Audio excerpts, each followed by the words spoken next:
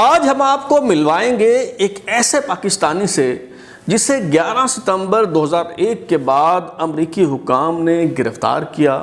دوران حراست اسے مجبور کیا جاتا رہا، اسے یہ پیشکش کی گئی کہ وہ امریکہ کے لیے کام کرے، امریکی ایجنٹ بن جائے، پاکستان واپس جائے، وہاں سے وہ جاسوسی کرے اور پاکستان کی جو ایٹمی تنصیبات ہیں، پاکستان کا جو ایٹمی پروگرام ہے، اس کے حوالے سے امریکہ کو معلومات فراہم کرے۔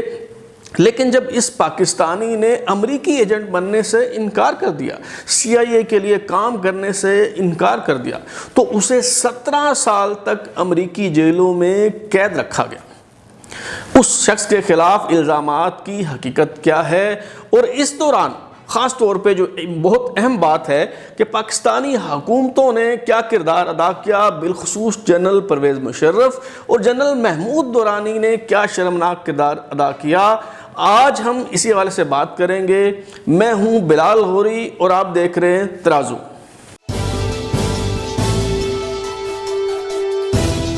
یہ پاکستانی جس کی آج ہم بات کر رہے ہیں، اس کا نام خالد قیوم آوان ہے۔ یہ خوشاب کا رہنے والا ہے اور شاید خوشاب سے تعلق ہی اس کا سب سے بڑا جرم بن گیا۔ خالد قیوم آوان کینیڈا میں رہائش پذیر ہیں، ان کے پاس کینیڈا کی شہریت بھی ہے، اور یہ اپنے دور کی جو مشہور اداکارہ ہیں، اداکارہ ممتاز، یہ خالد قیوم آوان ان کے شوہر ہیں۔ ایک تعارف ان کا جو ہے وہ یہ بھی ہے، خالد قیوم آوان جو ہیں وہ وہاں کینیڈا میں امیگریشن کنسلٹنٹ تھے اور وہاں پہ وہ اپنا کام کر رہے تھے۔ ان کے دفاتر جو ہیں وہ کینیڈا میں بھی تھے، امریکہ میں بھی تھے، اور اس دوران جو ہے وہ 11 ستمبر 2001 کا واقعہ جو ہے وہ ہو جاتا ہے۔ تو اس دوران خالد قیوم آوان جو ہیں وہ امریکہ میں اپنے دفتر میں موجود ہیں۔ اس دوران اچانک ان کے دفتر پر چھاپا مارا جاتا ہے اور انہیں محض شک کی بنا پر جو ہے وہ گرفتار کیا جاتا ہے۔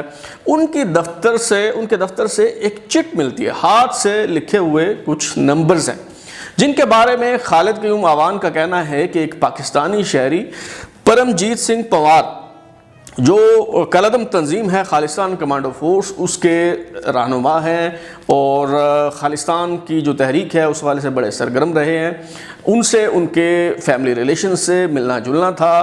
تو پرمجیت سنگھ پوار نے انہیں چند نمبر شیئر کیے کہ یہ امریکہ میں رہتے ہیں، یہ میرے عزیز ہیں، یہ آپ کو جو امیگریشن کے حوالے سے کیس ہیں وہ دیا کریں گے، آپ ان کے ساتھ کچھ تعاون کیجیے گا۔ تو وہ چٹ جو ہے خالد قیوم آوان کی ٹیبل پہ موجود تھی، وہ چٹ پہ نمبر لکھے ہوئے تھے کچھ، وہ نمبر جب ایف بی آئی نے کمپیوٹر میں ڈالے تو وہ نمبر بلنک کرنے لگ گئے۔ وہ نمبر اس لیے بلنک کرنے لگ گئے کہ پرمجیت سنگھ پوار کے وہ جو رشتہ دار تھے جو امریکہ میں رہتے تھے، جو سکھ ملین مارچ ہوا تھا 1998 میں وائٹ ہاؤس کے سامنے، تو اس میں بڑے وہ ایکٹیو رول انہوں نے پلے کیا، اس میں تقریریں کرتے پائے گئے، اور وہ ایف بی آئی کی لسٹ میں آلریڈی شامل تھے، کچھ مقدمات کے حوالے سے انہیں مطلوب تھے یا جو بھی تھا، بہرحال وہ ان کے نمبر جو ہیں ان کے ریکارڈ میں موجود تھے۔ وہ جب نمبر بلنک کیے تو انہیں شک گزرا کہ یہ تو کوئی شاید بہت بڑا مجرم جو ہے وہ ہمارے ہاتھ آ گیا ہے۔ اس کے بعد اس پہ خالد آوان پہ جو ہے مقدمہ چلایا گیا۔ وہ جو سکھ تھے انہیں بھی گرفتار کیا گیا، جس میں بلجندر سنگھ تھے، گروبیک سنگھ، اس سمیت جو ہے 5 سکھ جو ہے وہ اس مقدمے میں گرفتار کیے گئے۔ ان پہ الزام یہ تھا، منی لانڈرنگ کے الزامات تھے، اور خالستان کی جو تحریک ہے دہشت گردی کے حوالے سے بھی کچھ الزامات تھے۔ تو دلچسپ بات یہ ہے کہ خالد آوان پہ الزام یہ تھا کہ وہ ان کو فائنینسنگ کرتا ہے، منی لانڈرنگ کرتا ہے، ان کے لیے ان کی جو رقوم کی منتقلی ہے اس میں انہیں فیسیلیٹیٹ کرتا ہے۔ مرکزی ملزم یعنی وہ تھے، اور فیسیلیٹیشن کا جو ہے الزام خالد آوان پہ تھا۔ لیکن دلچسپ بات یہ ہے کہ ایک ایک کر کے جتنے بھی سکھ تھے جنہیں گرفتار کیا گیا وہ رہا ہوتے چلے گئے۔ ان کے ساتھ جو پراسیکیوٹرز ہیں انہوں نے ڈیل کر لی، کسی کو گرین کارڈ دیا گیا، کوئی اگر انٹرپول کو مطلوب تھا تو اسے یہ لالچ دیا گیا کہ ہم تمہیں جو ہے وہ انٹرپول کے حوالے نہیں کریں گے۔ تو ان سب لوگوں نے آئی ایس آئی کے خلاف اور خالد آوان کے خلاف جو ہے وہ گواہی دی، اور وہ ایک ایک کر کے رہا ہوتے چلے گئے۔ لیکن خالد قیوم آوان جو ہے اسے رہا نہیں کیا گیا۔ اسے ایک کے بعد دوسرے مقدمے میں پھنسایا جاتا رہا اور اسے 14 جیلوں میں جو ہے وہ قید کیا گیا. 19 سال قید کی سزا سنائے گی. 17 سال جو ہے مجموعی طور پہ خالد اعوان نے امریکہ کی جیلوں میں گزارے ہیں. امریکہ کی جیلوں میں جو آئیڈینٹی کارڈ ہوتا ہے قیدیوں کے لیے، وہ آپ اس وقت سکرین پہ جو ہے مختلف کارڈز خالد اعوان کے آپ دیکھ سکتے ہیں. کچھ تصاویر بھی ہیں جو جیل کے اندر جو ہے ان کی لی گئی ہیں. اور یہ اتنی سخت اور اذیت ناک قید تھی کہ وہاں جو امریکی اپنی ٹرم میں اسے SHU کہتے ہیں، یعنی سیگریگیشن ہاؤسنگ یونٹ، اسے کوٹھی لگانا بھی وہاں کہا جا سکتا ہے. قید تنہائی بھی آپ کہہ سکتے ہیں. جس طرح ہمارے ہاں ہوتا ہے کہ جو انتہائی خطرناک قیدی ہوتے ہیں انہیں جس جگہ رکھا جاتا ہے ہائی سیکیورٹی زون میں، اسے کسوری چکی کہا جاتا ہے. تو اسی طرز کا ایک یونٹ تھا جس میں خالد اعوان کو جو ہے وہ رکھا گیا. خالد اعوان بتاتے ہیں کہ مزید اس میں پھر ایک اور یونٹ بنایا گیا جس کا نام تھا CMU کمیونیکیشن مینجمنٹ یونٹ. اس میں خالد اعوان سمیت جو 45 مسلمان تھے انہیں اس سیل میں رکھا گیا. اور اس سیل کو جو ایون امریکن میڈیا بھی ہے وہ بھی اس کو چھوٹا گوانتا نامو بے جو ہے کہہ کر اسے بلایا جاتا تھا. چھوٹا گوانتا نامو بے کی اصطلاح CMU کے لیے جو ہے وہ استعمال ہوتی تھی، کیونکہ یہاں پر بے شمار لوگ تھے اور وہ سب کے سب مسلمان تھے جنہیں بے گناہ جو ہے وہ قید رکھا گیا. ان پہ مقدمات چلائے، کچھ پہ مقدمات کچھ کو سزائیں سنا دی گئیں، کچھ کے خلاف الزامات ثابت نہیں ہوئے، لیکن وہ برس ہا برس جو ہیں وہ امریکی جیلوں میں سڑتے رہے. خالد اعوان سمیت 6 پاکستانی جو ہیں وہ چھوٹا گوانتا نامو بے میں قید تھے. اس میں سے ایک جو ہیں وہ خالد اعوان بھی تھے. آپ بھارتی حکومت کی دلچسپی ملاحظہ کریں کہ یہ جب ٹرائل شروع ہوا تو بھارت سے آن ڈیوٹی AIG انسپکٹر جنرل جو ہیں مسٹر اقبال سنگھ FBI کی دعوت پہ وہاں آئے. انہوں نے خالد اعوان کے خلاف جو ہے اور ISI کے خلاف وہاں پہ گواہی دی اس مقدمے کے دوران، لیکن پاکستانی حکومت جو ہے، پاکستانی سفارت خانہ جو ہے، اس کی طرف سے کوئی تحرک، کوئی فعالیت جو ہے وہ دیکھنے میں نہیں آئی.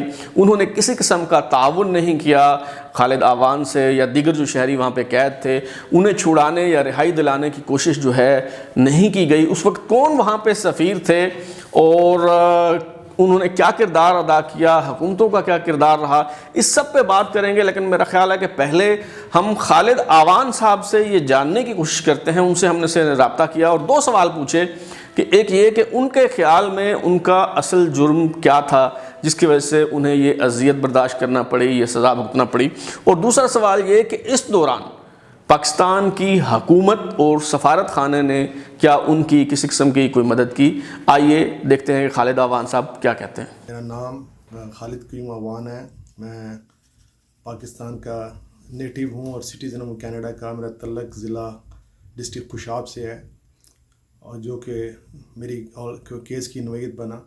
اور میں بائی پروفیشن کینیڈا میں امیگریشن کنسلٹنٹ ہوں اور پاکستان میں لاہور بار کا لائف ممبر ہوں. آج اس حوالے سے سب سے پہلے تو میں شکر گزار ہوں اپنے بلال بھائی کا، جن سے میری بات ہوئی فون پہ. انہوں نے کہا کہ میرا کیس وہ اس کو ایکسپوز کریں گے. امریکی یہ کام آپ سے کیا چاہتے تھے؟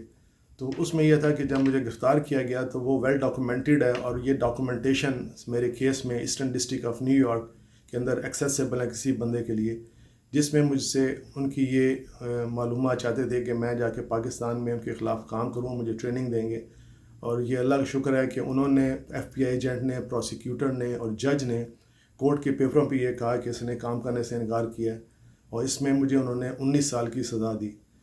اور اس حوالے سے کیونکہ میرا تعلق تو خوشاب سے تھا جہاں کہ ہائی واٹر ہے نیوکلیئر ویپن کا جو سب کو معلوم ہے، ان کا یہ تھا کہ ہمیں ٹرین کر کے تمہیں وہاں پہ بھیجیں گے اور تمہیں یہ کام کرنا اور پھر اس کے بعد تمہیں پاکستان اور ہندوستان جا کے ہمارا لنک بنانا ہے، ہمارا کام کرنا ہے. لیکن یہ لنک جو میرا کس کیس سے بنا وہ ایک پاکستان میں پرنجیت سنگھ پنجواڑ ہے جس کے بچے جرمنی میں ہوتے ہیں، اس کا اچھا خاصا بڑا بزنس ہے وہاں پہ. دوسرا سوال غریبہ نے مجھ سے پوچھا ہے کہ اس دوران حکومت پاکستان نے آپ کی کوئی مدد کی ہے. تو یہ بڑا فنی سا سوال ہے. وہ تو بیچارے جو پاکستان میں جو حقدار ہیں ان کی مدد نہیں ہو سکتی، تو اس میں مدد کیا ہونی ہے. لیکن اس میں اس حوالے سے یہ ہے کہ میں نے اس حوالے سے ایک خط لکھا جب میرا ٹرائل شروع ہو رہا تھا 2005 میں. تو میں نے وکیل سے کہا کہ وہ امبیسڈر سے مل کے بتائے کہ یہاں پہ جو انڈیا کے inspector of police on duty ہے وہ آ کے گواہی دے رہا ہے اس کے خلاف. تو اس نے ملاقات کی تو انہوں نے کہا کہ یہ ممکن نہیں ہے ہمارے لیے. اور کہ محمود درانی صاحب تھے اس وقت, اور یہ وہی محمود درانی صاحب ہیں جب یہ وہاں سے پاکستان واپس گئے تو جنرل مشرف نے ایک کوئی سیکیورٹی کا 10 رکنی 8 رکنی ایسے کچھ یہ بینچ بنایا تھا, اس کے یہ ممبر تھے, اور صرف 2 مہینے کے اندر انہوں نے ایک بیان داغ دیا تھا کہ پاکستان انڈیا کے اندر دہشت گردی کر رہا ہے, پھر وہ نکال دیے گئے. تو اس سے آپ آدمی سمجھ سکتا ہے کہ وہ کیا مدد کریں گے. پھر اب مجھے ٹیکسس ڈیلس پریزن میں تھا تو وہاں پہ ایک مسز قاضی تھیں, انہوں نے وزٹ کیا مجھے جب میں نے خط لکھا. تو انہوں نے وزٹ کرنے کے بعد کہا کہ ہم معافی چاہتے ہیں, ہم نے جب آپ کا نام خالد عوان سنا تو ہم اس لیے آگے کہ ہمیں کنفیوز ہو گئی شاید یہ دوسرے خالد عوان ہیں جو کہ بڑے ایکٹیو ہیں نیو یارک میں اس یہ پولیٹیکل میں پاکستان پالیٹکس میں, تو وہ بھی چلیں گی. پھر 2012 کے اندر میں نے چودھری افتخار صاحب کو خط لکھا اور وہ خط کی کاپی میرے پاس ہے, میں نے بلال بھائی کو دی ہوئی ہے. اس خط میں نے ان سے کہا کہ مجھے اور کچھ بھی آپ سے نہیں چاہیے, نہ مجھے کوئی مدد چاہیے. جو میں نے ریفیوز کیا ہے اس کے لیے مجھے بہت کچھ دے رہے تھے کام کرنے کے لیے, میں کام کر لیتا ان کے لیے. تو میں نے کسی لالچ کے تحت میں نے یہ چیز نہیں مانگی, لیکن مجھے آپ کم از کم ایک آپ لیٹر آف پروٹیسٹ ان کو فائل کر دیں کہ ہم آپ کے فرنٹ لائے ہیں. تو اس کو آپ بندے کو کیا کیا آپ نے. لیکن انہوں نے پھر لیٹر کا جواب نہیں دیا آج تک, اور انہوں نے لیٹر یہ بھیج دیا شکاگو ایلینوائس کونسلیٹ کو جو مجھ سے نزدیک تھی, وہاں پہ خان صاحب تھے دوسرے ایک, ان خان صاحب نے مجھے فون کیا, آدھا پونا گھنٹہ بات کی, اور آخر میں رمضان کے دن تھے اس زمانے میں. تو ان کا آخر میں تھا کہ آپ کینیڈین گورنمنٹ سے کہیں کہ کینیڈین گورنمنٹ آپ کی مدد کرے, زیادہ پاورفل گورنمنٹ ہے. تو میرا کہنا تھا کہ مدد کرنے کی ضرورت نہیں ہے اس میں, کیونکہ کیس آئی ہے ساتھ پاکستانی گورنمنٹ کے ساتھ لنک ہے, تو اس میں دوسری گورنمنٹ کیسے انوالو ہو جائے گی. اگر کیس میری ذات پہ ہو تو وہ اور بات ہے. تو کیس میں تو ایک بات ہی میرے متعلق نہیں کی کہ سب آئی ایس ہے کہ اور گورنمنٹ حکومت پاکستان کے متعلق ہیں. تو میں نے اس میں یہ کہا کہ میں یہ چاہتا ہوں کہ آپ پرمجیت پنجواڑ سے یہ کہیں کہ وہ لکھ کے دے کہ جس بندوں نے گواہی دی ہے میرے خلاف یہ وہ جھوٹی گواہی ہیں, آپ کم از کم یہ ان سے مجھے لے کے دے دیں. بہرحال کنکلوڈڈ یہ تھا کہ آخر میں ایسے اینڈ پہ انہوں نے کہا کہ رمضان کے دن ہے اور میرا بچہ بیمار ہے, تو جو بندے قیدی ہوتے ہیں ان قیدیوں کی دعائیں بڑی جلدی اللہ. جی, آپ نے خالد عوان صاحب کی گفتگو سنی, جن جنرل محمود درانی کا خالد عوان صاحب ذکر کر رہے ہیں, جنہوں نے بہت شرمناک کردار ادا کیا. وہ نکاح پاکستان کے سفیر تھے. انہیں بعد ازاں 2008 میں جب یوسف رضا گیلانی وزیر اعظم بنے تو پیپلز پارٹی کی حکومت میں انہیں قومی سلامتی کا مشیر بنایا گیا, اور یہی وہ صاحب ہیں جنہوں نے انڈیا کو اجمل قصاب کے گھر کا پتہ بتایا, جنہوں نے پہلی مرتبہ باضابطہ طور پر سرکاری سطح پہ یہ اعتراف کیا کہ ہاں اجمل قصاب ہمارا شہری ہے اور یہ سب ہمارا کیا دھرا ہے. میڈیا پہ بالعموم باتیں ہوتی ہیں, غداری کے سرٹیفکیٹ بانٹے جاتے ہیں, کبھی نواز شریف کی طرف انگلیاں اٹھتی ہیں, کبھی میڈیا کی طرف انگلیاں اٹھتی ہیں کہ فلاں صحافی نے فلاں چینل جو ہے وہ اجمل قصاب کے گھر کا پتہ بتایا. لیکن تاریخ یہ ہے, حقیقت یہ ہے, پورا سچ یہ ہے کہ جنرل محمود درانی ہی وہ شخص تھا جس کی وجہ سے پاکستان کو شرمندگی اور خجالت کا سامنا جو ہے وہ کرنا پڑا. اس نے باضابطہ طور پہ پہلی دفعہ یہ تسلیم کیا, اور پاکستانی سفارت خانے نے کتنا تعاون کیا آپ نے سن لیا خالد عوان صاحب سے, کہ بجائے ان کی مدد کرنے کے انہیں یہ کہا گیا کہ آپ قیدی ہیں, قیدیوں کی دعائیں قبول ہوتی ہیں, تو لہذا آپ ہمارے لیے جو ہے وہ دعا کریں. تو اس کے بعد خالد عوان صاحب پہ جو ہے یہ مقدمہ چلایا گیا, ان کا ٹرائل ہوا. ٹرائل کے دوران, مقدمے کی سماعت کے دوران جو پراسیکیوٹر ہیں, فیڈرل پراسیکیوٹر, انہوں نے عدالت میں یہ بات تسلیم کی کہ ہم نے خالد عوان کو اپنے ساتھ کام کرنے کی پیشکش کی, اس نے ہمارے ساتھ کام کرنے سے انکار کر دیا, لہٰذا اسے اس کارروائی کا سامنا ہے, لہٰذا اس کے خلاف یہ مقدمہ جو ہے وہ چلایا جا رہا ہے. اگر آپ ڈاکومنٹس دیکھیں جو اس وقت میرے پاس دستیاب ہیں, تو اس میں جو فیڈرل پراسیکیوٹر ہے اس نے عدالت میں واضح طور پہ کہا کہ we started to get asking mister Awan if he thought he would be available to assist government in actively cooperating with the government, meaning possibly even sending him to Pakistan or to India. اور اس نے انکار کر دیا، وہ ہمارے ساتھ کام کرنے پہ تیار نہیں ہوا۔ دراصل خالد عوان جو ہے اس کا تعلق خوشاب سے تھا، اور پوری دنیا جانتی ہے کہ خوشاب میں پاکستان کا جو ہے وہ جوہری پلانٹ ہے، ایٹمی پلانٹ ہے، اور اسی وجہ سے جو ہے وہ خالد عوان کو ان صعوبتوں کا، ابتلاؤں کا اور آزمائشوں کا سامنا کرنا پڑا۔ مسلسل اسے کہا جاتا رہا کہ آپ ہمارے لیے کام کریں، ہمارے ایجنٹ بن جائیں، ہم آپ کو پاکستان بھیجیں گے، آپ خوشاب جائیں، وہاں سے ہمارے لیے جاسوسی کریں، وہاں سے ہمیں انفارمیشن پاس آن کریں۔ لیکن یہ شخص، اس کی عظمت کو سلام کہ یہ ڈٹا رہا، جھکا نہیں، اور اس نے CIA کے لیے کام کرنے سے انکار کر دیا۔ اس وجہ سے اسے سزا سنائی گئی۔ اور ایک اور دلچسپ بات یہ ہے کہ جب اس مقدمے کی سماعت مکمل ہوئی، کنکلوڈ کرنے کے بعد جس جج نے خالد عوان کو 19 سال قید کی سزا سنائی، وہ دیکھیں بہت مزیدار بات ہے کہ فیصلے میں انہوں نے کیا لکھا ہے۔ وہ خود لکھتے ہیں کہ ملزم کے خلاف جو شواہد ہیں وہ دستیاب نہیں ہیں، وہ شواہد ناکافی ہیں، لیکن اس کے باوجود 19 سال قید کی سزا سنا دی۔ اس وقت آپ اسکرین پہ دیکھ سکتے ہیں کہ واضح طور پہ جج صاحب لکھ رہے ہیں کہ there is simply not sufficient evidence for me to conclude that Mr. Awan had, or for that matter continues to have, an intent to battle with the government of India or Pakistan to influence their conduct in any respect. لیکن ثبوت نہ ہونے کے باوجود بھی جج صاحب نے شاید ملک کے وسیع تر مفاد میں خالد قیوم عوان کو 19 سال قید کی سزا سنا دی، اور 17 سال کی سزا کاٹنے کے بعد جب خالد عوان وہاں سے رہا ہوئے تو ان سے کسی نے پوچھا کہ کیا محسوس کرتے ہیں آپ 17 سال جیلوں میں گزارنے کے بعد؟ تو خالد عوان نے نہایت ازردگی کے ساتھ، نہایت افسوس کے ساتھ کہا کہ جب میں جیل میں گیا تو میرے جو سر پہ سفید بال ہیں وہ چند ایک تھے اور وہ ڈھونڈنا مشکل تھا، اور اب میں جب باہر آیا ہوں تو میرے سر سے سیاہ بال ڈھونڈنا مشکل ہے، میرے بال جو ہیں وہ سفید ہو گئے ہیں۔